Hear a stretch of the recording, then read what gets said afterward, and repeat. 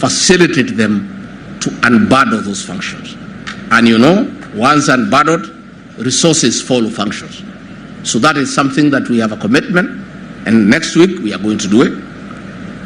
Why the president has agreed to sit with the Senate, with the governors for 3 days informally, it is because of his level of commitment to the success of the devolution. Before we came to office, the summit was never convened, and many things that would have been dealt with at that forum were not done.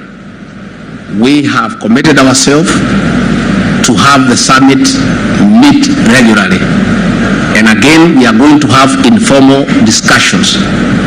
One of the things we want to agree with the governors is that this issue of going to court between the two levels of government is unfair to the people of Kenya.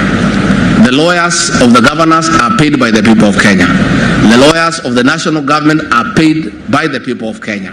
It is a loss to the people of Kenya. And most of those things we can agree by sitting down and talking informally before we can formalize them.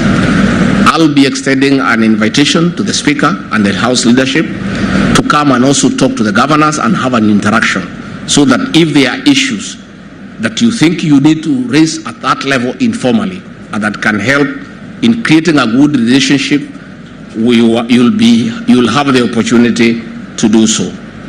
In matters IBEC that I chair, I agree with the bullfighter, my good friend. It is the role of Parliament to appropriate funds. All we are trying to do is to be decent.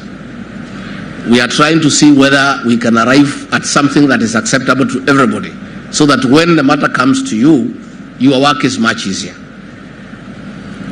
The previous administration had encouraged the National Assembly to view the Senate as their enemies, and that is not the case and should never be the case.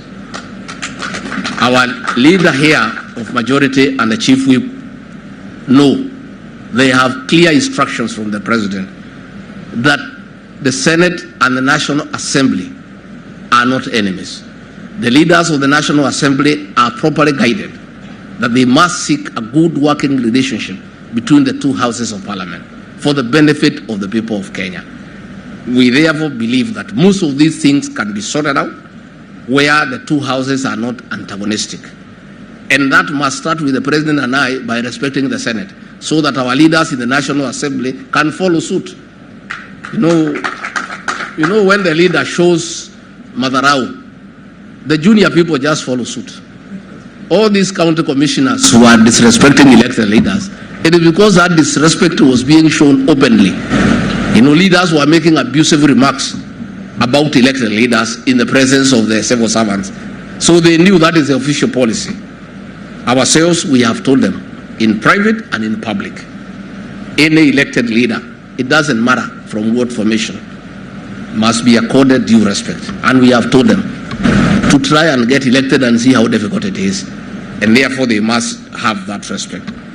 Finally, I want to say that we'll try on our part, and Speaker will agree as early as next week when you can pass by, we have a chat, to create a good working relationship. Many people who are in Kenya Kwanza know me. I'm a very easy guy. Those who are not with us, please don't believe what you read in the social media and in the other media about me. I'm a very easy guy. I'm a guy who have come from nowhere with nothing to where God has put me. I've remained a very humble person. I respect everybody's opinion and I listen very keenly. So I would like to have a very good working relationship with the Senate and the leadership, because we need each other, and I need